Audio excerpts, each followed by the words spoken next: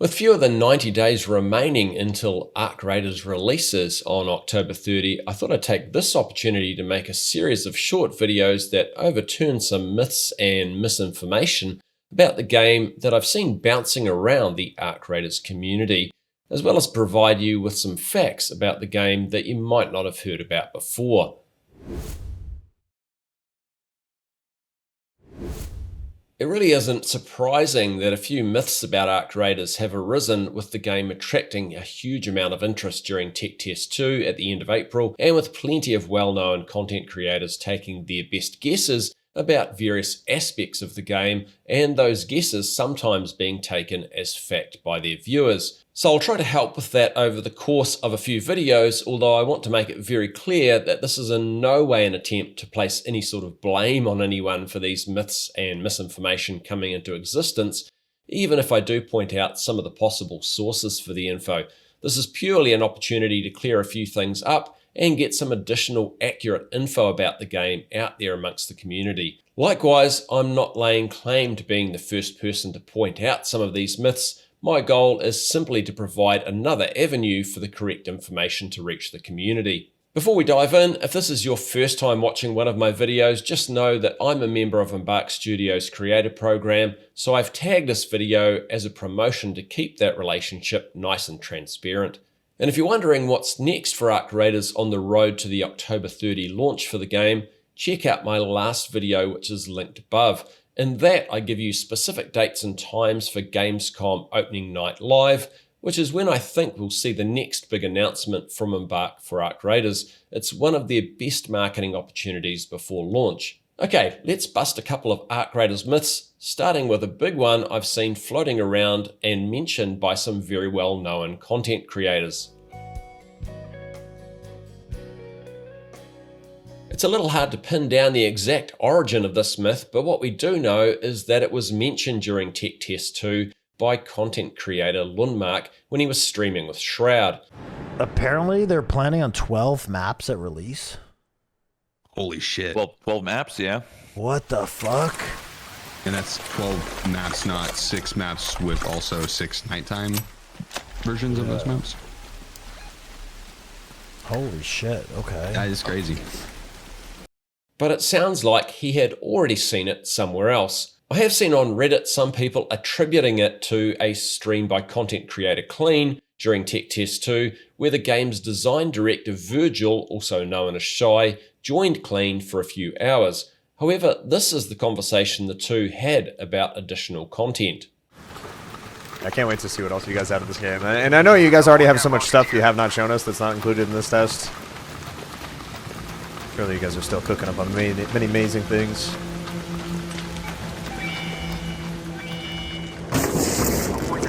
Here's curious, be careful. So Virgil never gave any indication here as to what was coming in the future. If it did originate from Clean's stream with Virgil, then it's simply the community taking Clean's suggestion as being the dev's answers, which holds no weight. Unfortunately, while some people rightly called out the claim of 12 maps at launch as being inaccurate, others mistakenly blamed Shroud for saying it because it was heard on his stream, even though he never claimed it. He simply thought he was being told about it. I expect that we'll see the 3 maps we played on during Tech Test 2, plus this map, which I'm referring to tentatively as the Northern Italy map, and maybe a snow map based on these images seen during an in-game cinematic. So maybe 4 or 5 maps at launch, plus the practice range, but certainly not 12 maps. Let me know in the comments some locations you'd like to see added as maps in Ark Raiders down the track. Let's move on to a couple of historical myths. At the Game Awards in December 2021, we got to see the Ark Raiders reveal and gameplay trailer for the first time, and from that the game was clearly focused on PvE co-op play, with players fighting against the Ark machines. Then in August 2022, Embark Studios announced that the game that would eventually be called The Finals was being brought forward to be their first release, and Ark Raiders was being pushed back to 2023, a date which of course subsequently changed. In May 2023, executive producer for Ark Raiders Alex Grondel announced that the game was changing to a PvPvE survival extraction shooter. Without spending a lot of time on it, a decent portion of the game's community at that point were disappointed that it wasn't continuing down the PvE co-op path, and you'll still see a few comments on Arc Raiders videos saying Embark should have kept it as a PvE-only game. What a lot of the community wasn't aware of was that the game was always destined to have an element of PvP play in it, and this was revealed during a press event that I was invited to in August last year, when Tech Test 1 was announced. During that event, the devs answered a bunch of questions, one of which was asking about the change in the game, and Alex explained, "So we wanted to keep the good parts, and then we added the player versus player, which was, by the way, always supposed to be part of the Arc Raiders world. It was just that we kind of put that front and center now." So it sounds like maybe there was a PvP zone or mode in the game, but PvP wasn't at its core like it is now.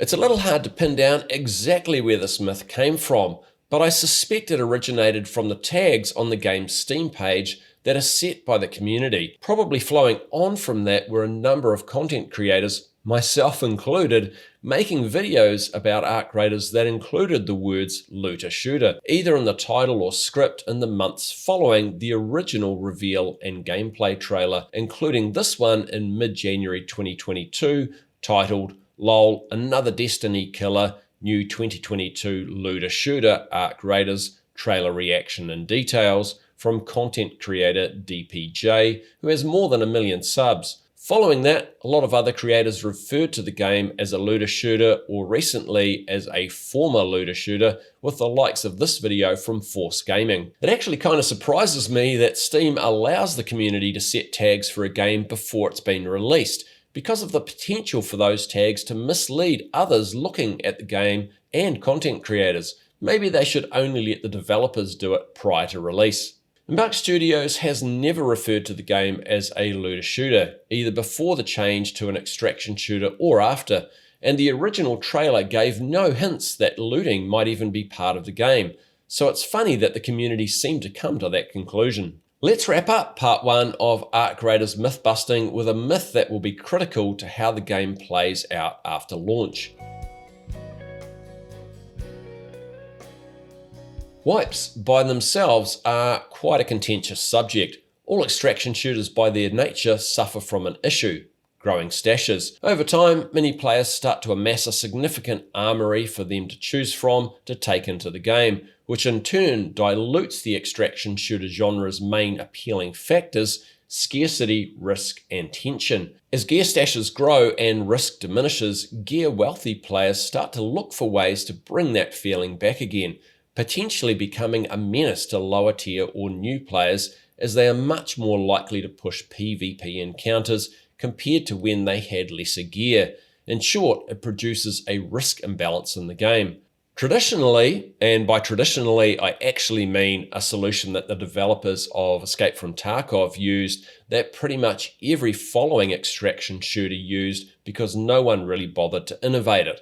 So traditionally, wipes are used to reduce the volume of gear in the community, usually to 0, so that everyone starts from scratch again. I've talked about this previously towards the end of the video linked above, as has content creator Gecko, whose Archaholics podcast I'm a resident contributor to, and I've linked one of their videos in the video description for you. Both Gecko and I have suggested various ways that mandatory wipes can be avoided, and I think it would be fair to say that we were both pleased to hear that Embark Studios is also heading down that path when Virgil said this during Clean's stream. So the last thing we said publicly about it is currently we do not intend to do mandatory wipes. However, he didn't say what they intend to do instead. Gecko and I have both suggested various ideas, such as performing a voluntary self-wipe by trading in all your gear for a single rare prestigious cosmetic item or a single powerful weapon. The latter, while giving you an advantage in combat, would also mean that the risk factor is re-established, because if you lose a fight, that's the equivalent of losing your entire massive stash in one go. Alternatives include contributing gear to group events through a clan system, which could also take large amounts of gear out of circulation, and that was kind of suggested by Gecko.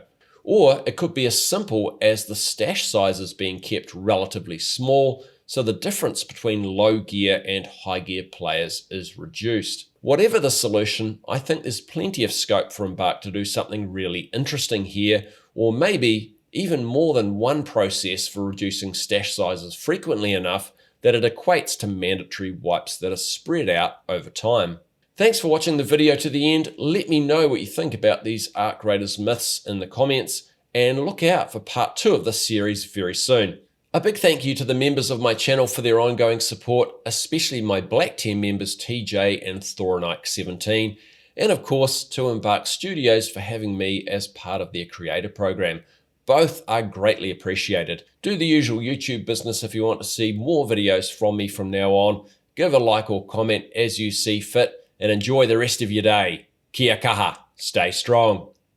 Everybody knows the world ain't right.